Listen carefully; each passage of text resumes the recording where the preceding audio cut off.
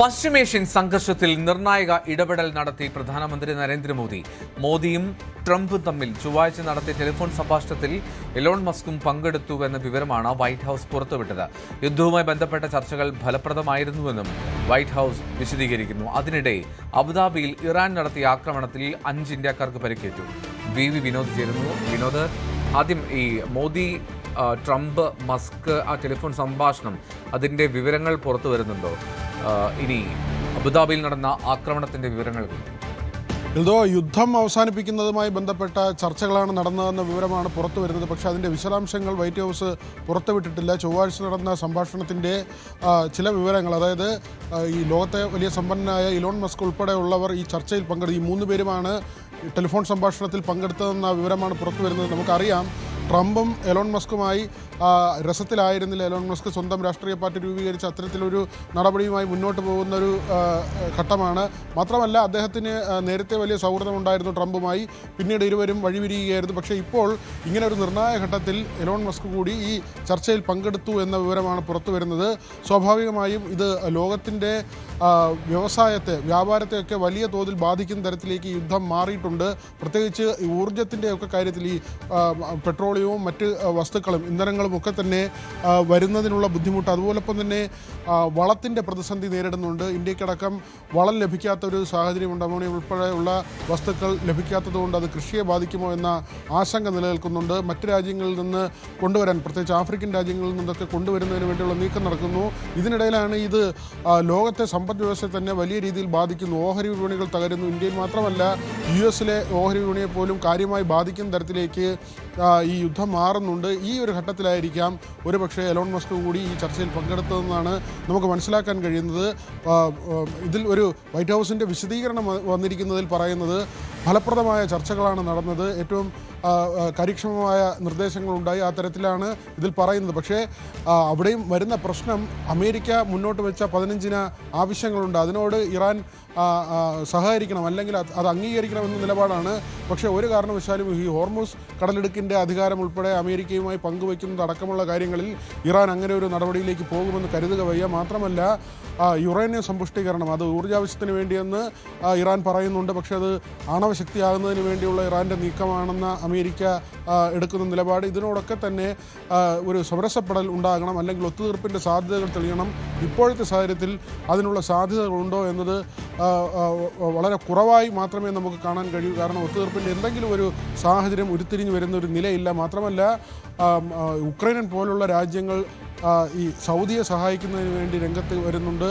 ഇറാനെ ആക്രമിക്കുന്നതിന് വേണ്ടി, അതായത് ഇറാന് റഷ്യയുടെ പിന്തുണ ലഭിക്കുന്നു എന്നതിൻ്റെ അടിസ്ഥാനത്തിൽ കൂടിയാണ് ഉക്രൈൻ അങ്ങനെ ഒരു നിലപാടെടുക്കുന്നത്. മാത്രമല്ല, നാറ്റോയ്ക്ക് സാമ്പത്തിക സഹായം ഇനി നൽകില്ലെന്ന് അമേരിക്ക പറയുന്നു. സഖ്യരാജ്യങ്ങൾ ഈ യുദ്ധത്തിൽ അമേരിക്കയെ കാര്യമായി സഹായിക്കുന്നില്ല എന്നൊരു വിലയിരുത്തലിൻ്റെ അടിസ്ഥാനത്തിലാണ്. മാത്രമല്ല, ട്രംപിൻ്റെ കാര്യത്തിലും ചില പരിങ്ങലുകളുണ്ട്. അവിടെ ഹിതപരിശോധന വരാൻ പോവുകയാണ് അമേരിക്കയിൽ. ഒരു ദിവസം ഏതാണ്ട് 9,000 കോടി രൂപയാണ് യുദ്ധത്തിനായി അമേരിക്ക ചെലവിടേണ്ടി വരുന്നത്. അത്തരമൊരു സാഹചര്യം. മാത്രമല്ല, ഇപ്പോൾ ഏറ്റവും ഒടുവിലത്തെ വാർത്ത അനുസരിച്ച് അബുദാബിയിൽ ഇന്ന് ഇറാൻ മിസൈൽ ആക്രമണം നടത്തിയിരിക്കുന്നു. അവിടെ 5 ഇന്ത്യക്കാർ ഉൾപ്പെടെയുള്ളവർക്ക് പരിക്ക് പറ്റിയ ഒരു പാകിസ്ഥാൻ സ്വദേശി കൊല്ലപ്പെട്ടു എന്ന വിവരം കൂടി പുറത്തു വരുന്നുണ്ട്. അങ്ങനെ ഈ എല്ലാ രാജ്യങ്ങളും, അല്ലെങ്കിൽ ഗൾഫിൽ ഏതൊക്കെ രാജ്യങ്ങളാണോ അമേരിക്കയ്ക്ക് യുദ്ധകേന്ദ്രം തുറന്നു കൊടുത്തിട്ടുള്ളത്, അവിടെ എല്ലാം തന്നെ ആക്രമിക്കുന്ന നില ഇറാൻ തുടരുകയാണ്. ഈ ഒരു സാഹചര്യത്തിൽ ഈ സംഭാഷണം, അമേരിക്ക എടുക്കുന്ന നിലപാടുകൾ വളരെ നിർണായകമാകും. ഒരുപക്ഷെ ഈ യുദ്ധത്തിൽ നിന്ന് പിന്തിരിപ്പിക്കുക എന്നത് തന്നെയാണ് ഏറ്റവും പ്രധാനപ്പെട്ട കാര്യം. ഇന്ത്യ അടക്കമുള്ള രാജ്യങ്ങൾ അതിനു വേണ്ടിയാണ് ശ്രമിക്കുന്നത്. എലോൺ മസ്കിൻ്റെ ഇടപെടലും ഒരുപക്ഷെ ആ നിലയ്ക്ക് തന്നെ നമുക്ക് കാണേണ്ടി വരും. എഴുതോ റൈറ്റ്. വിനോദാണ് വിവരങ്ങൾ നൽകിക്കൊണ്ടിരുന്നത്. എന്നാലും അവിടെ വലിയ പ്രതിസന്ധി നിലനിൽക്കുന്നുണ്ട്. ഇന്ത്യയുടെയും ഇടപെടലുണ്ടായി എന്നുള്ളതാണ് വ്യക്തമാവുന്നത്.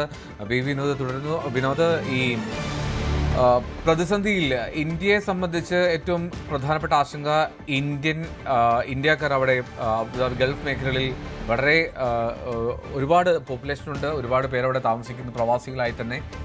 ഒപ്പം തന്നെ മറ്റൊന്നാണ്, നമ്മുടെ രാജ്യം ആകമാനം നേരിടുന്ന തരത്തിലുള്ള ഒരു പ്രതിസന്ധി, അത് ഇന്ധനത്തിൻ്റെതാകട്ടെ അല്ലെങ്കിൽ രൂപയുടെ തകർച്ച. ഈ ഒരു സാഹചര്യമൊക്കെ എങ്ങനെ നേരിടാനാണ് കേന്ദ്ര സർക്കാരിൻ്റെ ആലോചന? ഇതിലെന്തെങ്കിലുമൊക്കെ വിവരങ്ങൾ വരുന്നു?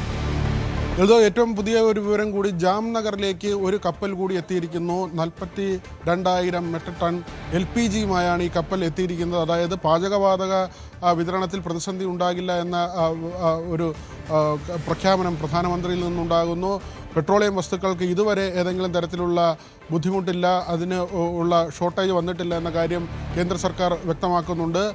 റഷ്യയിൽ നിന്ന് ഇറക്കുമതി കൂടുതലായി നടത്തുന്നുണ്ട്. മാത്രമല്ല ഇറാൻ ഇതുവരെ ഇന്ത്യൻ കപ്പലുകളെ അങ്ങനെ പരിപൂർണമായി തടഞ്ഞിടുന്ന നിലയിലേക്ക് പോയിട്ടില്ല.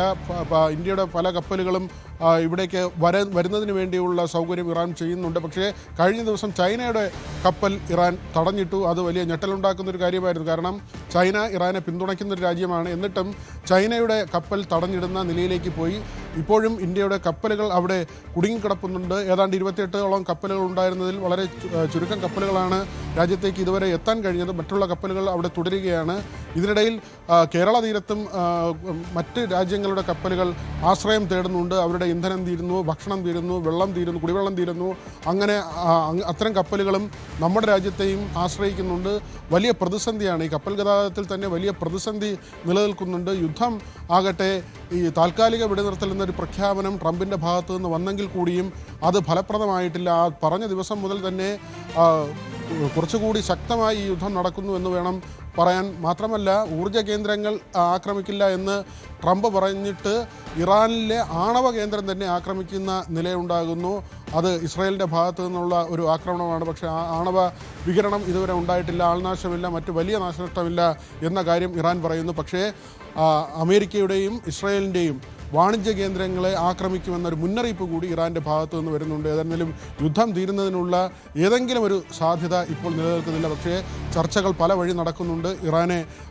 ഇറാനുമായി ബന്ധപ്പെട്ട ചർച്ചകൾ നടക്കുന്നുണ്ട്. അമേരിക്കയുമായി ബന്ധപ്പെട്ട് ഇപ്പോൾ നമ്മുടെ രാജ്യത്തിൻ്റെ പ്രധാനമന്ത്രി തന്നെ നരേന്ദ്രമോദി തന്നെ അത്തരമൊരു ചർച്ചയിൽ മുൻകൈയെടുക്കുന്നു. അതിൽ എലോൺ മസ്ക് കൂടി പങ്കെടുക്കുന്നു എന്ന് കാണുമ്പോൾ ആ ഒരു ചർച്ച മറ്റൊരു തലത്തിലേക്ക് പോവുകയാണ്. ഈ വാണിജ്യ സമ്പ്രദായത്തെ അല്ലെങ്കിൽ ഈ ലോകത്തിൻ്റെ തന്നെ വ്യവസായ മേഖലകളെയൊക്കെ തന്നെ വലിയ തോതിൽ ബാധിക്കുമ്പോൾ എലോൺ മസ്കിൻ്റെയൊക്കെ തന്നെ ഇടപെടൽ ഇതിൽ വളരെ നിർണായകമായി മാറും. റൈറ്റ്, അതാണ് പ്രധാനപ്പെട്ട കാര്യം. എലോൺ മസ്ക് ഉൾപ്പെടെയുള്ള ആളുകളുടെ ഒരു ഇടപെടൽ, അതിൽ Modi, Elon Musk, Donald Trump ഒരു ടെലിഫോൺ സംസാരമുണ്ടായി എന്നുള്ളതൊക്കെ എന്തായാലും ശ്രദ്ധേയമാണ്.